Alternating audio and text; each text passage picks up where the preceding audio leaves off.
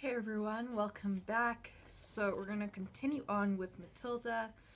I think we've got about 2 or 3 chapters left. So thank you for watching. I hope you've enjoyed the book. Okay, chapter 20, A Third Miracle.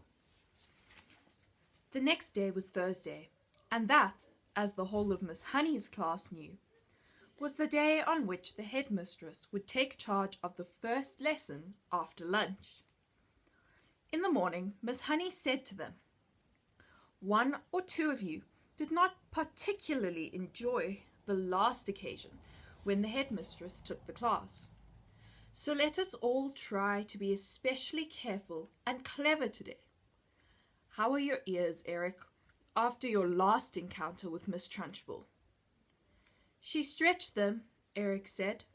"My mother said she's positive they are bigger than they were." "And Rupert," Miss Honey said, "I am glad to see you didn't lose any of your hair after last Thursday." "My head was jolly sore afterwards," Rupert said. "And you, Nigel," Miss Honey said, "do please try not to be a smart aleck with the headmistress today. You were really quite cheeky to her last week." "I hate her," Nigel said. "Try not to make it so obvious," Miss Honey said. "It doesn't pay.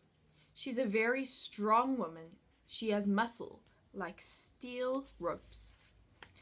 "I wish I was grown up," Nigel said. "I'd knock her flat." "I doubt you would," Miss Honey said. "No one has ever got the better of her yet." "What will she be testing us on this afternoon?" a small girl asked. "Almost certainly the 3 times table," Miss Honey said. "That's what you are all meant to have learnt this past week. Make sure you know it." Lunch came and went. After lunch, the class reassembled. Miss Honey stood at one side of the room. They all sat silent, apprehensive, waiting. And then, like some giant of doom, the enormous Trunchbull strode into the room in her green breeches and cotton smock. She went straight to her jug of water and lifted it up by the handle and peered inside. "I'm glad to see," she said, "that there are no slimy creatures in my drinking water this time. If there had been, then something exceptionally unpleasant would have happened to every single member of this class. That includes you, Miss Honey." The class remained silent and very tense. They had learnt a bit about this tigress now, and nobody was about to take any chances. "Very well," boomed the Trunchbull. "Let us see how well you know your 3 times table. Or, to put it another way, let us see how badly Miss Honey has taught you the 3 times table." Miss Trunchbull was standing in front of the class, legs apart, hands on hips, scowling at Miss Honey, who stood silent to one side. Matilda, sitting motionless at her desk in the second row, was watching things very closely. "You!" the Trunchbull shouted, pointing a finger the size of a rolling pin at a boy called Wilfred. Wilfred was on the extreme right of the front row. "Stand up, you!" she shouted at him. Wilfred stood up. "Recite the 3 times table backwards," the Trunchbull barked. "Backwards?" stammered Wilfred. "But I haven't learnt it backwards." "There you are," cried the Trunchbull, triumphant. "She's taught you nothing. Miss Honey, why have you taught them absolutely nothing at all in the last week?" "That is not true, headmistress," Miss Honey said. "They have all learned their 3 times table, but I see no point in teaching it to them backwards. There is little point in teaching anything backwards. The whole object of life, headmistress, is to go forwards. I venture to ask whether even you, for example, can spell a simple word like wrong backwards straight away. I very much doubt it." Don't you get impertinent with me, Miss Honey, the Trunchbull snapped. Then she turned back to the unfortunate Wilfred. Very well, boy, she said. Answer me this. I have 7 apples and 7 oranges and 7 bananas. How many pieces of fruit do I have altogether? Hurry up. Get on with it. Give me the answer. That's adding up, Wilfred cried. That isn't the 3 times table. You blithering idiot, shouted the Trunchbull. You festering gumboil. You flea-bitten fungus. That is the 3 times table. You have 3 separate lots of fruit, and each lot has 7 pieces. 3 sevens are 21. Can't you see that, you stagnant cesspool? I'll give you one more chance. I have 8 coconuts, 8 monkey nuts, and 8 nutty little idiots like you. How many nuts do I have altogether?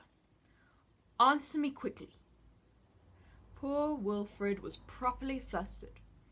Wait, he cried. Please wait. I've got to add up 8 coconuts and 8 monkey nuts. He started counting on his fingers. You bursting blister, yelled the Trunchbull. You moth-eaten maggot. This is not adding up. This is multiplication. The answer is 3 eighths. Or is it 8 threes? What is the difference between 3 eighths and 8 threes? Tell me that, you mangled little wurzel, and look sharp about it. By now, Wilfred was far too frightened and bewildered to even speak. In 2 strides, the Trunchbull was beside him, and by some amazing gymnastic trick, it may have been judo or karate, she flipped the back of Wilfred's legs with one of her feet, so that the boy shot up off the ground and turned a somersault in the air.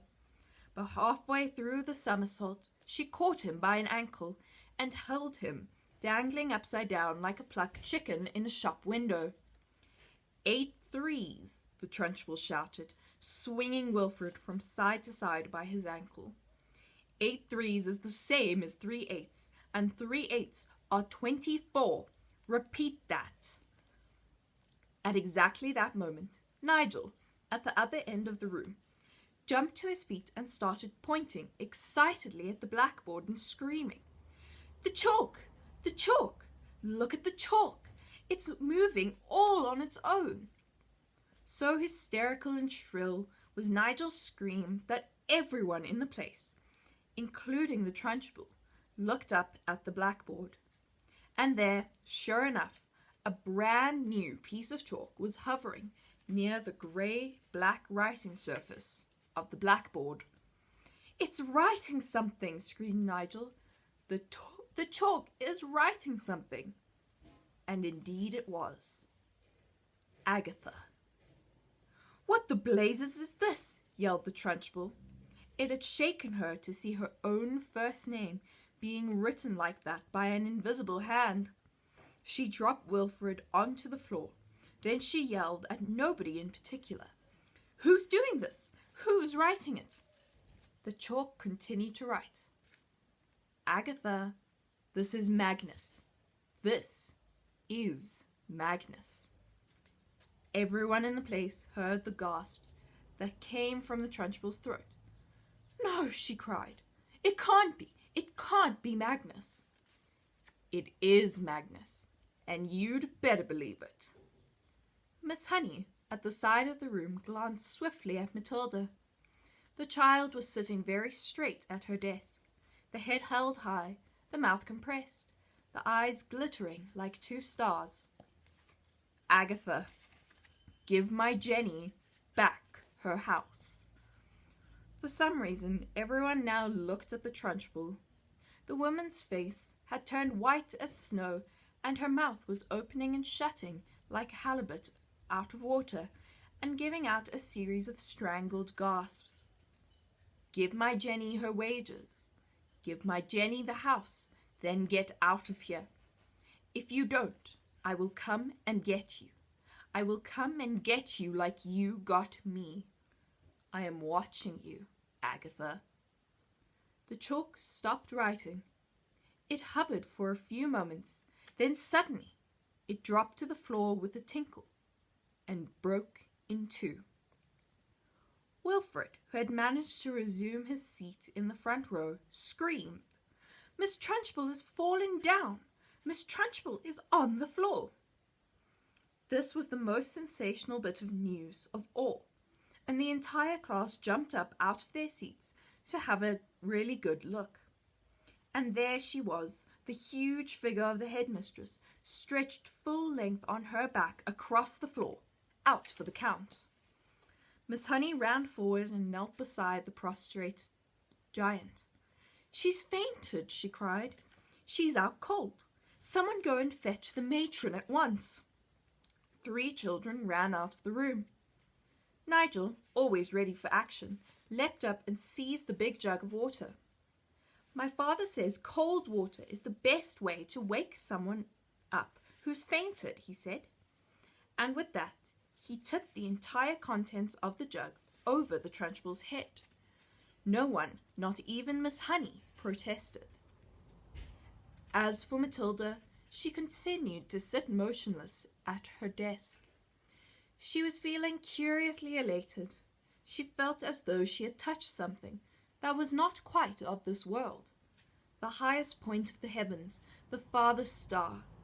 She had felt most wonderfully the power surging up behind her eyes, gushing like a warm fluid inside her skull, and her eyes had become scorching hot, hotter than ever before, and things had come bursting out of her eye sockets, and then the piece of chalk had lifted itself up and had begun to write. It seemed as though she had hardly done anything. It had all been so simple. The school matron, followed by 5 teachers, 3 women, and 2 men, came rushing into the room. "By golly, someone's floored her at last," cried one of the men, grinning. "Congratulations, Miss Honey." "Who threw water over her?" asked the matron. "I did," said Nigel proudly. "Good for you," another teacher said. "Shall we get some more?" "Stop that," the matron said. "We must carry her up to the sick room." It took all 5 teachers and the matron to lift the enormous woman and stagger with her out of the room. Miss Honey said to the class, "I think you'd all better go out to the playground and amuse yourselves until the next lesson." Then she turned and walked over to the blackboard and carefully wiped out all the chalk writing. The children began filing out of the classroom. Matilda started to go with them, but as she passed Miss Honey, she paused, and her twinkling eyes met the teacher's eyes, and Miss Honey ran forward and gave the tiny child a great big hug and a kiss. So that is chapter 20. I believe we actually only have 1 chapter left, A New Home, which I will read tomorrow. So thank you for sitting for the whole book. I will probably start a new book once we finish Matilda, although I might take a few days just to decide which book, take a break, all of that. Thank you.